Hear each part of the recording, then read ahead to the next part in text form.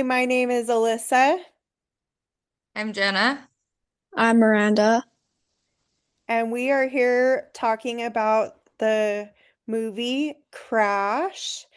And we are going to start with the discussion topics. The first one, crisis escalation versus de-escalation analysis. Um, Identify two to three specific scenes where characters either escalated or de-escalated crisis situations.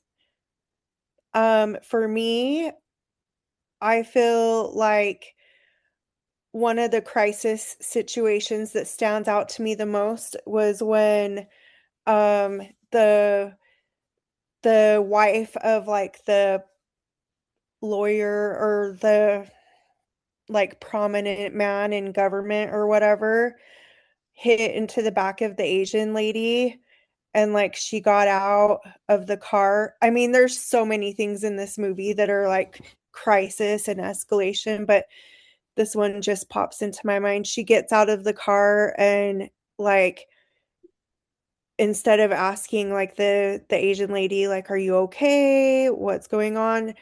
That they just start bickering at each other and then because of the accent or the language barrier, the white lady was like mocking her accent, and I just thought that really rubbed me the wrong way. And I feel like it escalated the situation. Um, and I think that's a good reminder of some of the things that we will experience out in the field. Um, because people are like shot in shock, when you get in a car accident or um,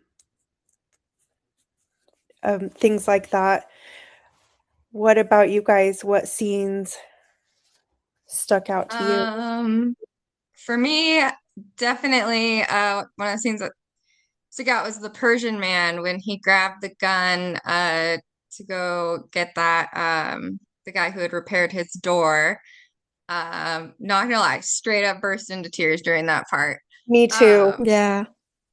but definitely I feel like that was a huge escalation just in general. And also, I mean, a little bit of a de-escalation on the little girl's part in a very Mhm. dangerous, hmm scary way. Yeah, and if you haven't seen the movie before, you are like, "What the heck?" Because he pulls the trigger and you have no idea what's going on for that moment Straight in cried. time. Yeah. Oh, oh. How about How you, about Miranda? Okay, for me, I think the worst one was the traffic stop. where the I lady think, got yes, like I Oh, think that that one one was was rough. awful. Yeah. I think especially because when we see figures of higher power, we tend to like feel more protected, but him doing that definitely triggered her fight or flight because she was just put in the worst situation she possibly could have. Yeah, and her husband like couldn't Yeah. really he like didn't do anything, and it's like, why didn't you do anything? Yeah. I think that frustrated me the most because he just stood there and later just acted like nothing happened. Yeah, and she was pissed. I would have been pissed too. So let's talk about another one of these bullet points on here. The second one, Mhm. analyze what communication techniques or behaviors contributed to each outcome. Well, I think like for the scene I chose, like the way the lady was talking to the Asian woman, the way they were talking to each other was like just like super out of line and and I think it contributed to the escalation of the scenario in the movie. I think, well, stop. I think none of them had good communication Exactly. at all. I think like when the DA's wife initially was like starting to like yell at people, very racist things in the house. I feel like definitely contributed to like some of the outcome. For sure. Yeah, I would say for mine, definitely, I think that if the husband possibly said something, it could have ended differently. But since there was really no communication, it was like the worst outcome just happened Mhm. because they just felt powerless, so they didn't really have the voice to say anything. I agree. Um, should we move on to the next topic, trauma responses and regulation? The first one is discuss examples of characters demonstrating fight or flight or freeze responses. And I think, Miranda, you already touched on that with your scene. Do you want to talk more about that? Yeah, so both the husband and wife just froze. Like they didn't know what to do. They were put in a situation where they didn't know that they were going to be put in. And also, I think that a lot contributed to them being people of color Mhm. because it seems to be like a reoccurring thing, trauma thing for them. Um, so I think that in that situation, they just didn't really know what to do, so they just froze. Okay, for me is the one where they quite literally took flight, the two young men. So I feel like that definitely was a big example of it because they literally like saw this. I think it's right after they tried to rob the one guy, right? Yeah, and the guy just Mhm. like takes off and he tries to jump over the fence and it like rips Oh, his yeah. shirt. Mhm. So that yeah, it was definitely like quite literally flight. Like they took off. Yeah. What came to my mind was like the thinking, like after they stole that vehicle and then like hit the Asian dude, Oh yeah. and they're thinking like, especially um Ludacris's uh character. I don't remember their names. I don't even remember what I did this morning, but he hit that guy and the guy was still alive, and like the younger kid that was with him robbing the cars, like just what it I was just thinking like his like trauma response from hitting someone and seeing that this guy's still breathing, he's like, "Well, let's just keep going. He'll let go." I was like, "Holy smokes." Like, I feel like I don't even know. I feel like it's maybe a little bit of fight, flight, and freeze, like all combined together. Like, but the calmness, like of his dysregulation is what got me. He's like, "Oh, it's okay to just keep going and like, keep dragging this dude under the vehicle." I think another Um, one would be when the cop was giving a ride to the younger guy, the younger black guy, oh, and he reached into his pocket, and so the cop shot him. I'd say that that's a pretty good example of fight or flight because there's also like stereotypes in that. So he thought Yeah, that he was gonna pull something out, so it triggered his fight or flight, and he chose to fight. He chose the worst thing ever. it's just so crazy, like, how our brains go from, like, "I wanna help this person," to, "I'm gonna shoot this person." It's crazy. Yeah. yeah. I think another, bullet point on here is, connect your personal regulation assessments and what patterns do you notice. The pattern I noticed for me was like my breathing techniques and doing it subconsciously, and then realizing, like having the awareness that I was subconsciously. I totally agree. I did a lot of like that, even like breathing like in through the nose, out through the mouth. But yeah, like I mentioned before, when the little girl, like you thought she got shot, Mm. like I just instantly burst into tears. I had to like get up and go to the bathroom and like pull myself together and re-regulate myself.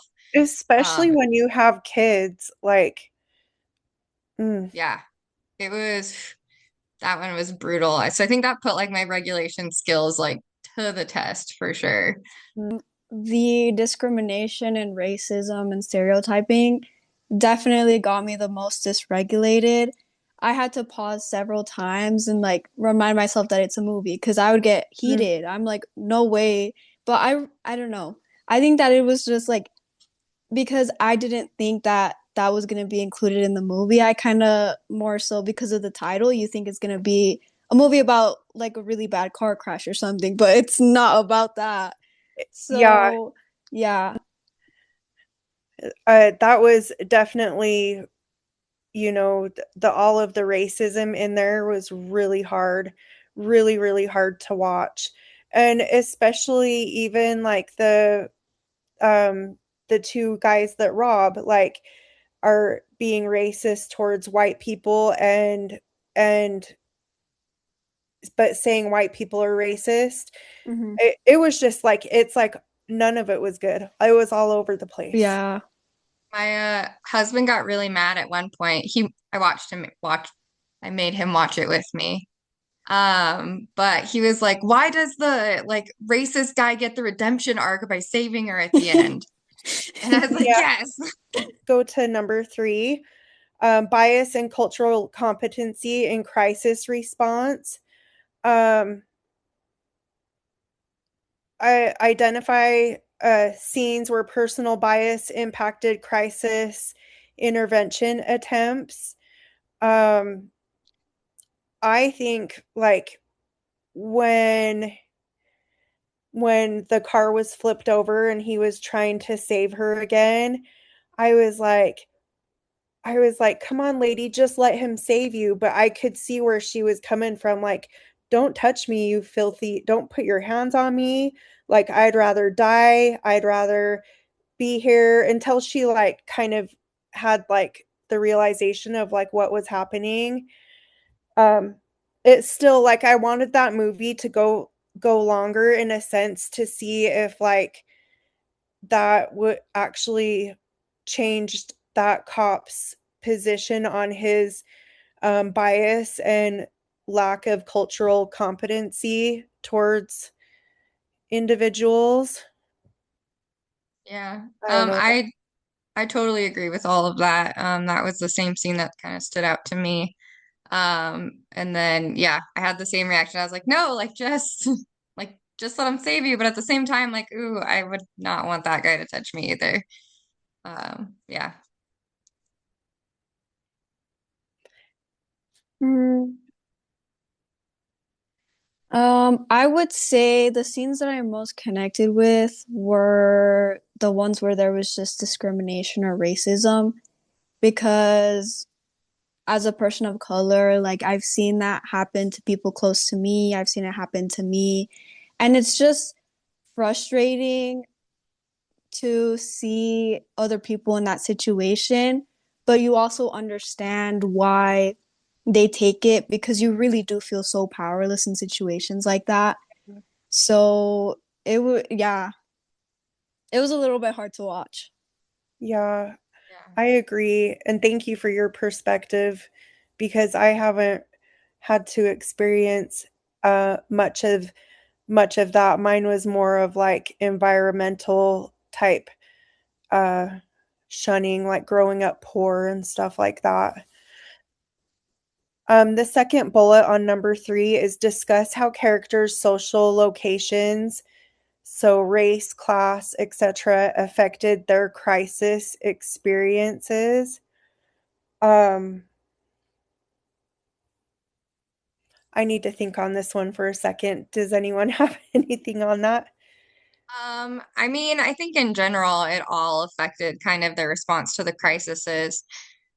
Just like, taking those like two young men, for instance, they were kind of like definitely their race contributed to like how things were happening. But also like when they were walking around around their house, it was like in an obviously like kind of poor, rundown neighborhood. And I think that also affected their response to the crises that were thrown at them.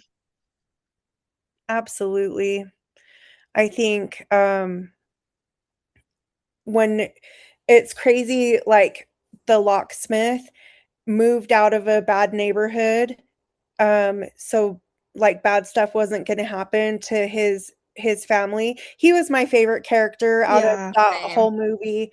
I absolutely love him as an actor, and I loved the character he portrayed in the movie, and the things he said to his daughter, like with the invisible cloak and all of that kind of stuff. Like I did literally cry as well when she got shot. um and then to like find out they were blanks, I was like, oh my gosh.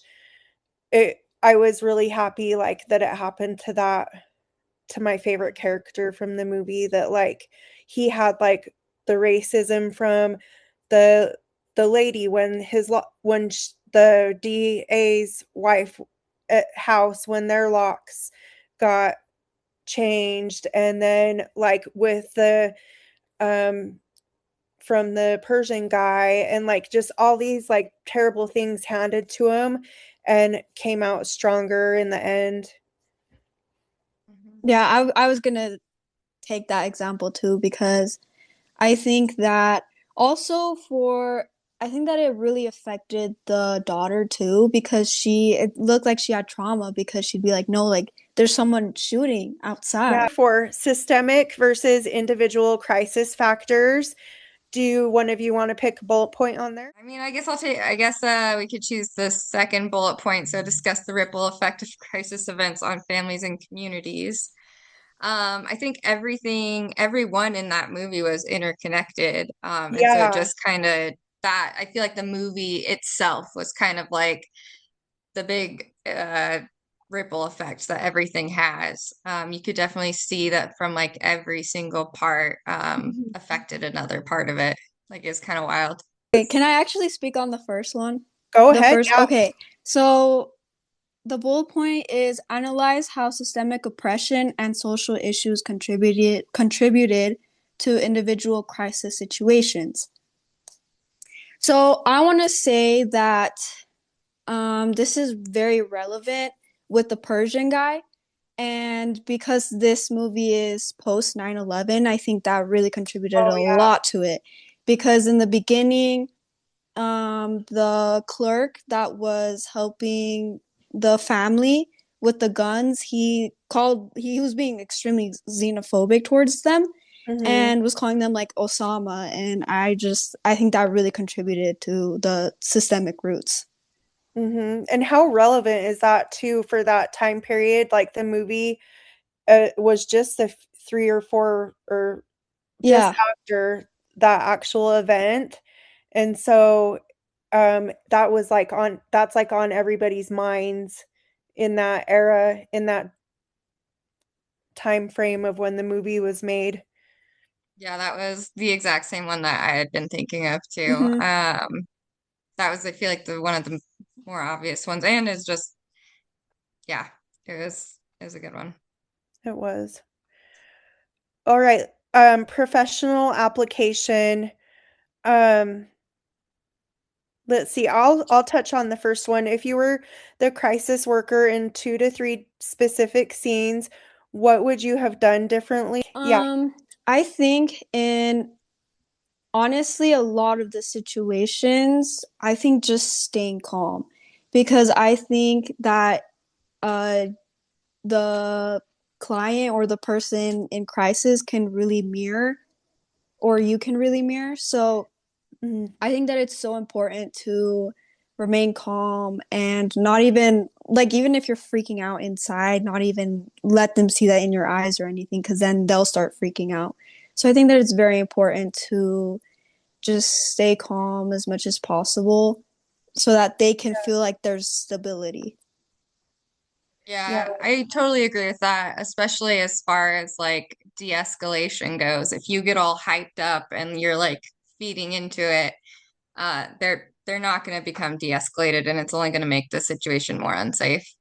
Yeah, and this touches on the third bullet, like how would you manage your own responses while helping others?